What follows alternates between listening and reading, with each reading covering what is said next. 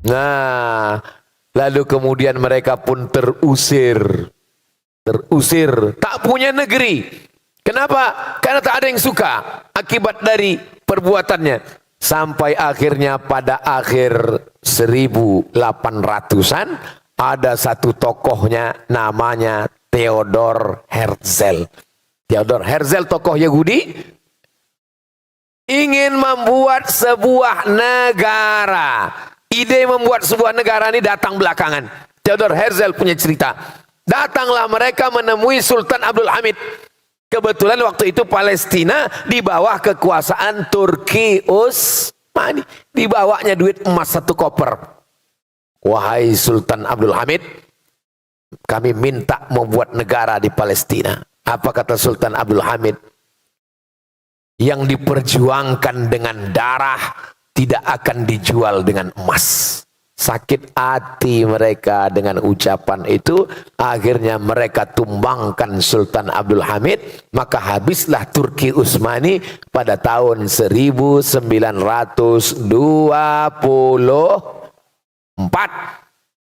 Tak ada lagi penjaga Turki. 1924. Itulah maka mereka bisa masuk ke Palestina tahun 1946.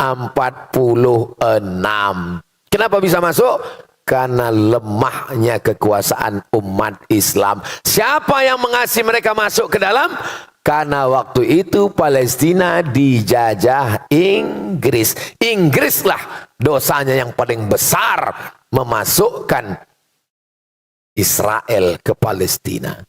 Kalau mau tahu cerita siapa negara yang paling besar dosanya? Inggris, karena dia menjajah Palestina dan dikasihnya tiket masuk Israel berdatangan beramai-ramai. Kenapa mereka datang ramai-ramai ke Palestina? Kata Syekh Fargallah, mereka menunggu Melek Mesyah. Melek bahasa Arabnya Malik, Mesyah juru selamat. Mereka menunggu raja juru selamat terakhir. Mereka bermimpi akan punya raja, akan punya kerajaan, punya raja. Syarat rajanya itu turun, mesti ada 5 syarat. Syarat yang pertama, semua Yahudi di dunia datang kembali ke Palestina. Maka mereka pun datang. Yang dari Amerika datang, yang dari Eropa datang, yang dari Maroko datang, yang dari Andalusia datang, yang dari Rusia datang, semuanya kembali. Sekarang sudah berkumpul 5 juta orang Yahudi di Palestina, membuat negara bernama Zionis. Zionis dari satu bukit, nama bukitnya Bukit Sion, atau disebut juga dengan Zion. Maka mereka sebut negara itu adalah negara Israel, didirikan oleh kelompok Zionis Israel. Kenapa mereka buat negara itu?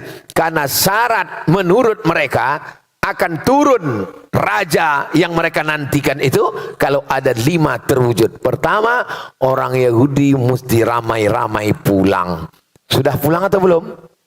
Sudah. Sejak 1946 buat negara 1948, sekarang Palestina menjadi minoritas, dan menurut Google Map tak ada lagi Palestina. Yang ada hanya Israel.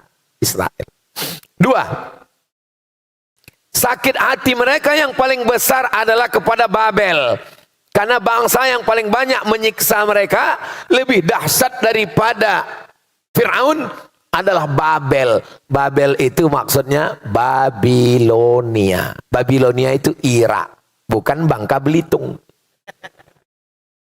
Maka setiap penguasa mereka pasti menghajar, menghantam Babel, Irak. Karena menurut mereka, setiap penguasa mereka mesti menghantam Irak karena syarat untuk membalaskan sakit hati raja-raja mereka. Kalau mau raja terakhir itu turun, maka hantamlah Irak. Itulah mengapa Irak babak belur terus. Tapi yang menghantam Irak kan Amerika, Pak Ustadz, bukan Israel. Atas perintah Israel. Loh, bukannya Israel negara kecil, Amerika negara besar. Presiden Amerika tidak akan terpilih kecuali persetujuan dari Israel garis kanan. Dan menteri-menteri itu adalah sebagian besar Madeleine Albright, Yahudi. Yang merusak melalui film, Yahudi. Nah, ini semua Yahudi. Lalu kemudian yang paling-paling kaya, orang-orang kayanya, Yahudi. Tapi kita tak bisa salahkan orang kaya, ya dia kaya, salah kita lah kenapa pakai miskin, susah. Salah ini Jepang menjajah kita. Jepang salah, tapi kita lebih salah. Kenapa kita mau miskin, susah mau dijajah? Nah, jadi kita mesti bangkitkan semangat. Yang pertama syarat rajanya turun, Yahudi mesti balik ke Palestina. Syarat yang kedua, Irak mesti dibantai. Maka Irak itu babak belur terus sampai serangan yang terakhir. Sampai hari ini Irak lemah. Yang kedua, jadi kata dia, rajanya itu di atas. Mesiah yang dia sebut itu raja di atas, mau turun ke bawah kalau ditengoknya bawah itu hijau. Dia mau ditengok hijau. Itulah maka mereka menggerakkan penghijauan, menanam tanaman sebanyak-banyaknya, dan tanaman yang ditanam itu adalah syajaratul gharqad. Namanya pohon gharqad. Subhanallah, Masya Allah, Tabarakallah, Allahu Akbar. Allahu Akbar. Kenapa Allahu Akbar? Karena dalam hadis Nabi dikatakan, nanti ketika kamu berperang dengan Yahudi, sampai batu-batu berkata, ya Muslim, hadza Yahudi khalfi. Wahai Muslim, ini di belakangku ada orang Yahudi. Faktulhu, bunuh dia. Satu-satunya yang membela Yahudi, kata Nabi, cuma satu. Apa itu? Pohon gharqad. Dan pohon gharqad itu sedang mereka tanam sekarang. Saya waktu sampai di perbatasan, ini Mesir, ini Rafah. Rafah ini satu kota dibagi dua. Setengah untuk Mesir, setengah diambil Israel, Palestina. Ditunjukkan sama guide Ustadz Somad, itu adalah pohon gharqad yang hijau mereka tanam. Untuk apa? Supaya mereka bisa terselamatkan. Syaratnya mesti hijau, barulah raja yang mereka nanti itu akan datang turun. Mereka melakukan protokoler yang dibuat oleh Zionis sesuai dengan yang mereka baca dalam kitab mereka. Mereka percaya, mereka mengamalkannya, mereka menerapkannya, karena mereka mau membuat yang namanya The Great Israelian, Israel Raya. 4. Apalagi mesti mereka lakukan? Mereka mesti membersihkan tempat itu dari orang yang bukan Yahudi. Makanya yang boleh datang menjadi warga negara Yahudi itu mesti emaknya, ayahnya Yahudi. Itu yang original Yahudi. Andai ayahnya tidak Yahudi, paling tidak emaknya Yahudi. Karena mereka melihat nasab dari jalur emak. Ayahnya boleh tak Yahudi. Makanya dulu ketika datang Yahudi yang mengaku Yahudi dari Afrika, tak diakui karena tengok hitam. Jadi yang sekarang jadi simpatisan Yahudi dari Asia, kalian jangan pernah mimpi jadi warga negara Yahudi kalau kalian pesek, Yahudi bongak, Yahudi bodoh. Tak akan diakui kalian. Karena mereka hanya mengakui Yahudi kalau darahnya darah Yahudi. Andai bapaknya tak Yahudi, emaknya mesti Yahudi. Andai emaknya Yahudi, baru diakui. Emaknya tak Yahudi, tidak diakui. Karena syaratnya mesti berdarah Yahudi. Beda sama Islam. Islam tak ada tengok darah. Islam siapapun dia, mau Melayu, mau Batak, mau Minang, mau Jawa, mau Eropa, mau Sunda, mau Bugis, mau Makassar, mau Banjar, selama dia bersyahadat asyhadu an la ilaha wa asyhadu anna Muhammadan Rasulullah. Jadi yang ikut-ikut agama Yahudi, yang tidak Yahudi, sadarlah kalian. Udah pesek, hitam, pendek, hidup, ikut Yahudi pula. Yang kelima, apa syaratnya baru turun? Ini syarat yang terbesar. Mesti dibangun Temple of Solomon. Apa Temple of Solomon ini Pak Ustadz? Ini Masjidil Aqsa. Kata mereka di bawah Masjidil Aqsa ini ada kuil King Solomon. Maka Masjidil Aqsa ini mesti diratakan dengan tanah, dinaikkan kuil ini, dibangun ke atas untuk menyambut kedatangan.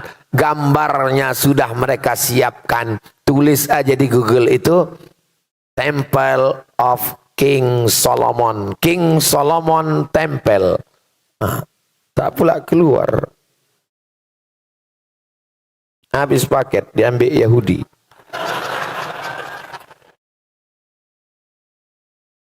Habis itu pilih image. Itu dia bentuknya. Udah disiapkan mereka. Architectural model of the temple of King Solomon akan dibangun di atas Masjidil Aqsa. Maka keliling Masjidil Aqsa itu sudah digali mereka terowongan sampai pada masanya nanti bom hancur, barulah mereka bangun tegak. Lalu pun mereka menantikan, wahai turunlah. Rupanya tak turun karena memang tidak ada. Mereka membangun negara mereka berdasarkan mitos. Siapa yang mengatakan begitu? Roger Jarudi. Roger Jarudi tidak Islam, orang Perancis, benci pada Islam. Allah kasih hidayah, masuk Islam. Ditulisnya buku Israel membangun negara berdasarkan mitos, ditangkap oleh negara Perancis. Begitulah mereka. Bagaimana simbol logo negara Yahudi Israel? Bendera Israel. Gimana bendera Israel nih Pak Ustadz? Bendera Israel. Macam mana bentuk benderanya? Pilih image. Benderanya adalah biru di atas, biru di bawah. Di tengah bintang segi 6. Ini bukan main-main, ini simbol. Apa makna biru di atas? Sungai Nil. Apa makna biru di bawah? Sungai Efrat. Di mana Sungai Nil? Afrika Utara, Irak. Di mana Sungai Efrat? Irak. Asia. Mereka mau membuat negara besar yang perbatasannya antara dua sungai, antara Sungai Nil dengan Sungai Efrat. Lalu apa makna bintang segi 6? Bintang segi 6 ini simbol kerajaan King David menurut versi mereka. Nah, jadi jangan latah nanti di mobil buat bintang segi 6. Tato buat bintang segi 6. Pas taubat tik ngilang.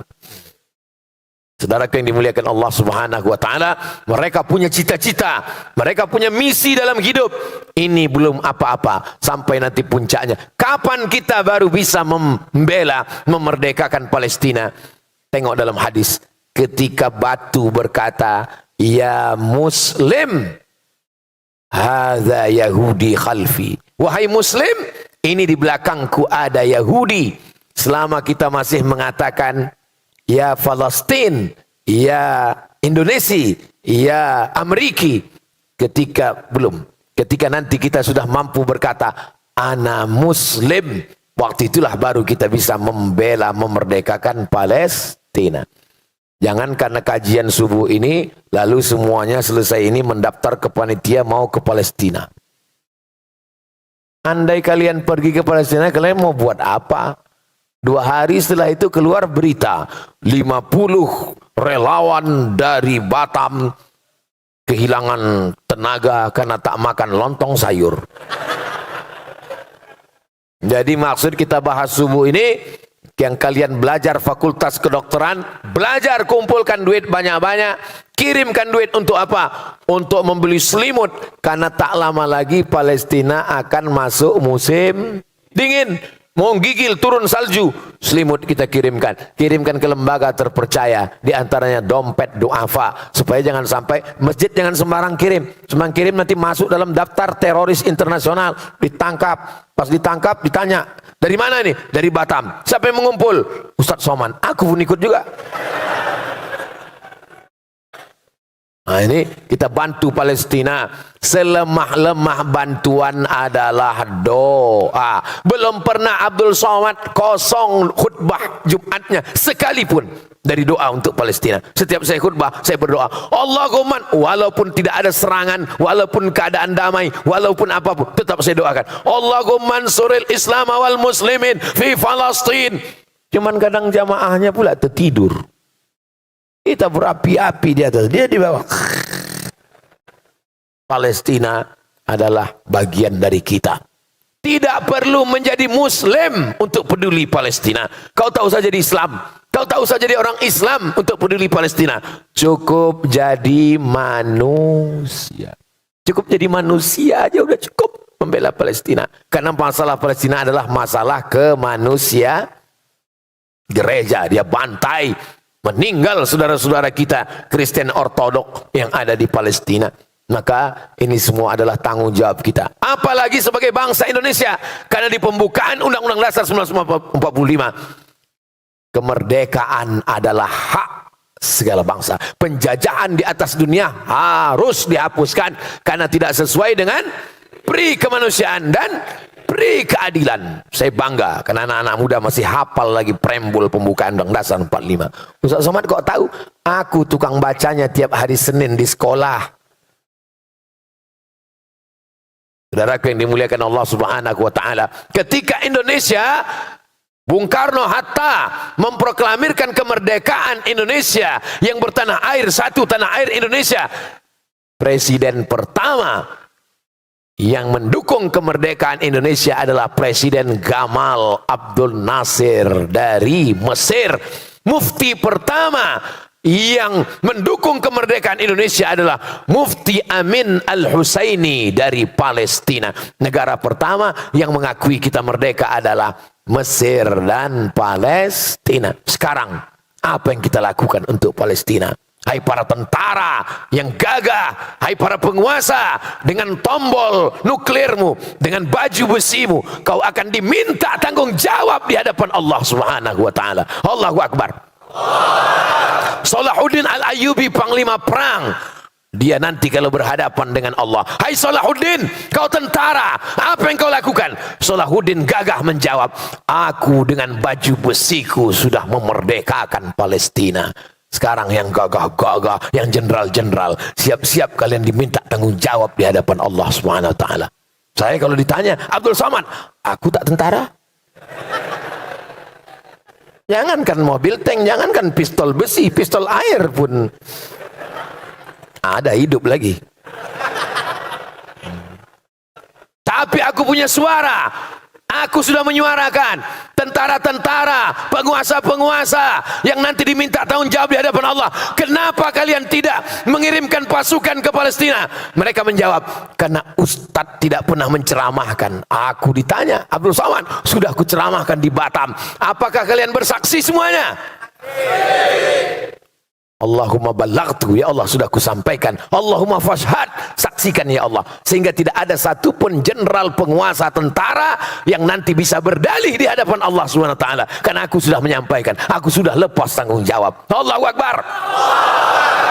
Ini Ustadz semangat nih karena Palestina atau karena lapar? Bercampurlah dua-duanya.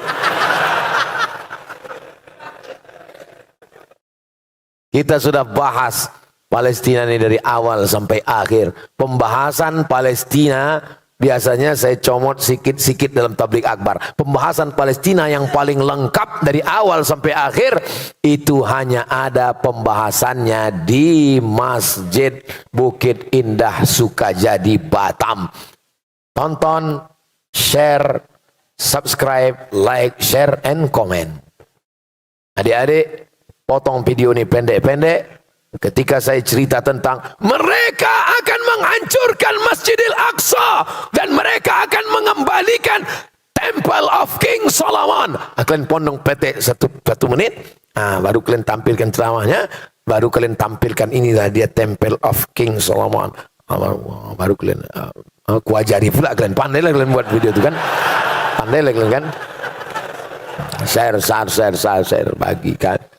Ketika saya bercerita tentang mereka berkeyakinan bahwa mereka akan berkuasa, batas negaranya adalah biru di atas, biru di bawah. Biru di atas adalah sungai Nil, biru di bawah adalah sungai Efrat. Mereka ingin mendirikan the Great Israelian. Akan potong di 1 menit, akan tampilkan bendera Israel. Inilah dia yang akan menjadi kuasa.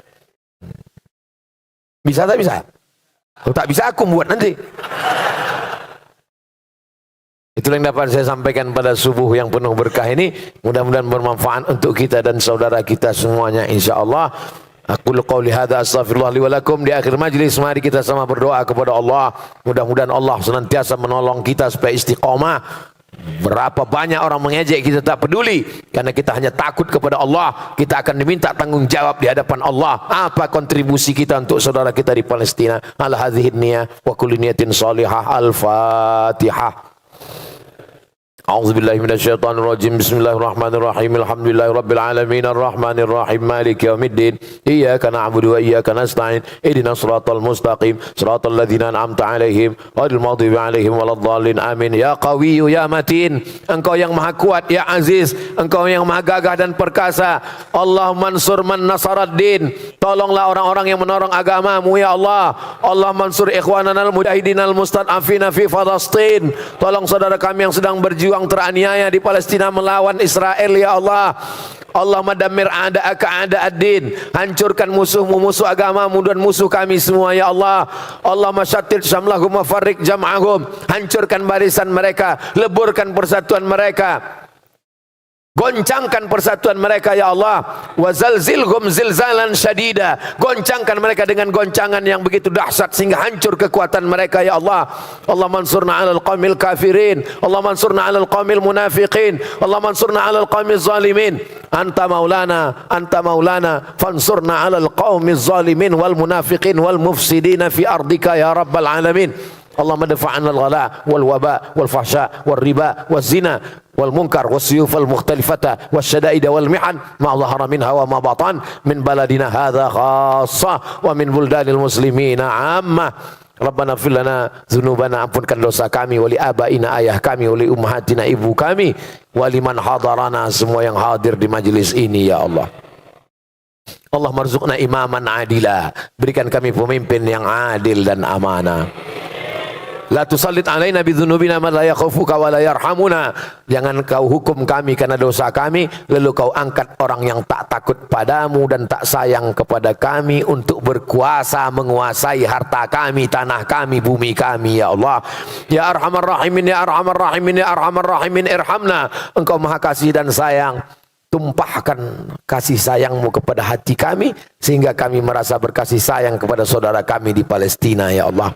Allahumma khtim lana bi husnil khatimah wa la takhtim alaina bi su'il khatimah. Rabbana atina fid dunya hasanah wa fil akhirati hasanah wa qina adzabannar wa adkhilnal jannata ma'al abrar ya aziz ya ghaffar ya rabbal alamin. Rabbana atina fid dunya hasanah wa fil akhirati hasanah wa qina adzabannar. Wa sallallahu ala sayidina Muhammad wa ala alihi wa sahbihi wasallam walhamdulillahi rabbil alamin. Taqabbalallahu minkum minna wa minkum taqabbal ya karim.